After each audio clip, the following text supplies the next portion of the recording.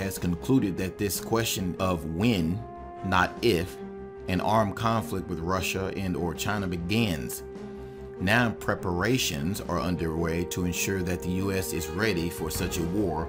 On Tuesday, there were 3 congressional hearings which showed how far advanced these preparations are. The Senate Armed Services Committee had a hearing on cyber warfare. A subcommittee of the House Armed Services Committee discussed the U.S. aircraft carrier fleet, and another talked about the modernization of the U.S. nuclear weapons. There were no discussions of the implications of World War III, only plans for how the U.S. could prevail. As such, the ideal of World War III is being normalized in the minds of the policy planners. Attendees discussed previous meetings and ideals, illustrating that the plans have been drawn up for over an extended period of time now. Far from being a response to a recent geopolitical events, they are part of a long-lasting scheme.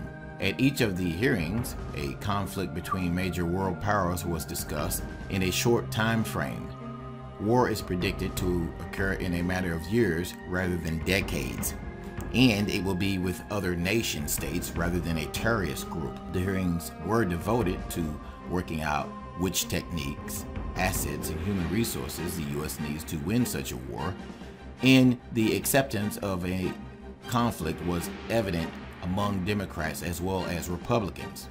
Although the mainstream media reports that Washington is divided along party lines on this issue, politicians seem to agree the U.S. is preparing for World War III.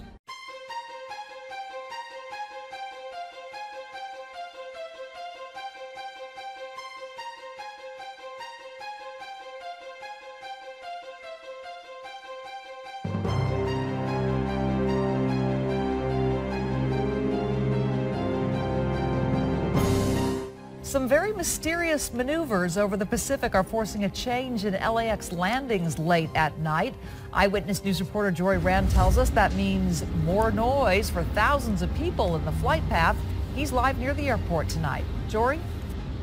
That's right, Michelle. Something is going on out there over the Pacific Ocean. What it is, the military isn't saying. What we do know is that whatever is going on is causing planes which normally avoid flying over the flight path after midnight to ease up on some of that noise for folks.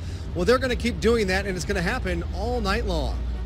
You may not know it because you're asleep by then, but every night after midnight, a change takes place at LAX. Instead of landing from the east over Inglewood, planes begin flying in from the west over the ocean to keep noise levels down. But due to secret military operations, the airspace out over the Pacific is closed to incoming flights for the next week. That means residents in the flight path will hear this all night long. So I can imagine for the next week, they're going to fly over 24 hours? No, that's going to be crazy. We clearly understand that neighbors and communities east of the airport will experience noise, and we apologize for that. But what's causing the change? The military isn't talking. Even LAX is in the dark. Any idea what the military operations are? No. All they know is planes can't be flying at low altitudes to the west.